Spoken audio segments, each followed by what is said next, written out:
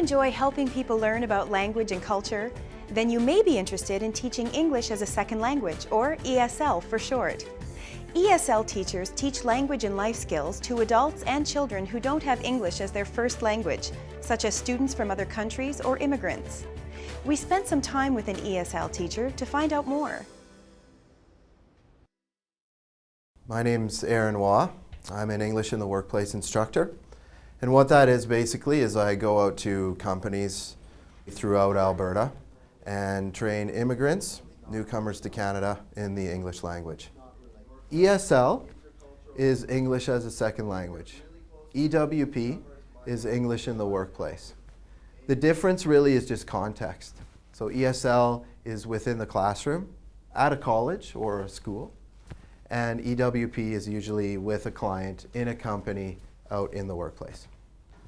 My job is really to go into an organization, into a classroom there, with workers there, and to help them with their language. And I think that's maybe one of the key differences between English in the Workplace and ESL at, say, Northwest College, is that when I go into a company, I'm focusing on integration. How can I help this group of participants really integrate into that workplace and understand the expectations of them in this Canadian new workplace for them?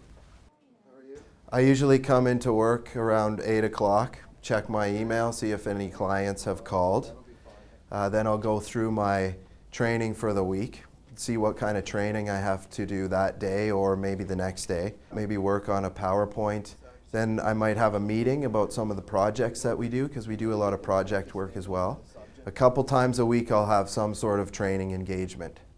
So I'll go out to a company, set up my projector, set up my computer, set up my slides and give my handouts, and then start the workshop. Tools and equipment, usually I'm just computer and projector guy.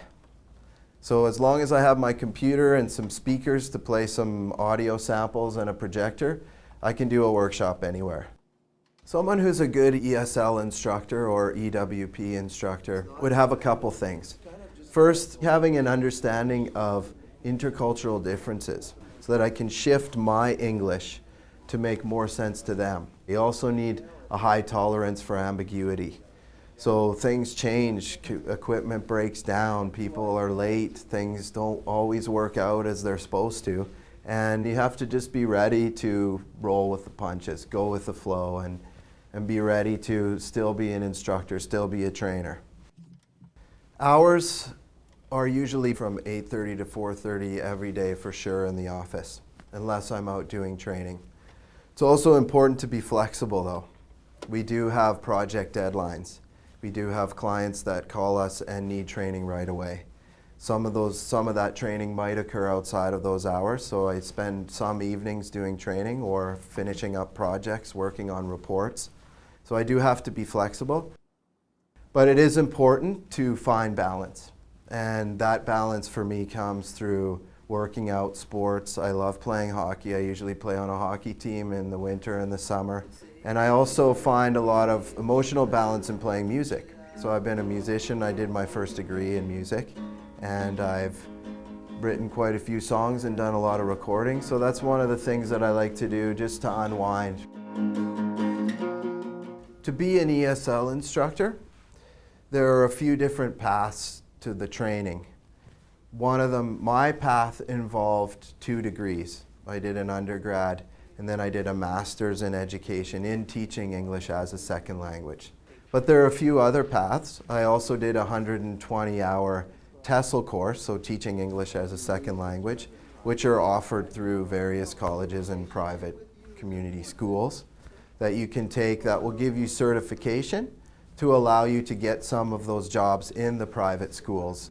I think the biggest thing is to really figure out where to go scholastically, and a master's is usually what's expected these days. Learning on the job is maybe the biggest piece of my job. A big part of it involves keeping up on the second language acquisition literature so that I know what researchers are doing out there to make sure that teachers are using the most up-to-date, task-oriented materials when they're teaching English. A big part of learning on the job too is going into the classroom and learning from the newcomers to really find out what their challenges are. An ESL instructor within Northwest College might start as an ESL instructor at an entry-level position, and over the course of say a 10, 15, 20-year career, they may move into administration, coordination role. So somebody who likes the administrative side of things might move that way. Someone who really likes the training side of things and the intercultural side of things might come over to our center, get a job with us and start training clients within the business community. This job for me is completely satisfying. I actually feel like I'm making a difference. I'm really helping with integration. I call it heart money. After we're done a workshop and I have that sense of satisfaction and like I've really helped newcomers or Canadians with integration. It's heart money for me. So this job provides me with satisfaction that goes well beyond the walls of a 9-to-5 job. To become an ESL teacher, educational requirements vary, but you'll typically need 4 to 6 years of post-secondary study and an accreditation. If the occupation of ESL teacher interests you, there's more information available, including educational requirements and salary ranges, in the occupational profiles on ALICE. You may also be interested in the related occupations of college instructor, language interpreter, or secondary school teacher. Learn more on the ALICE website and make the most of your future.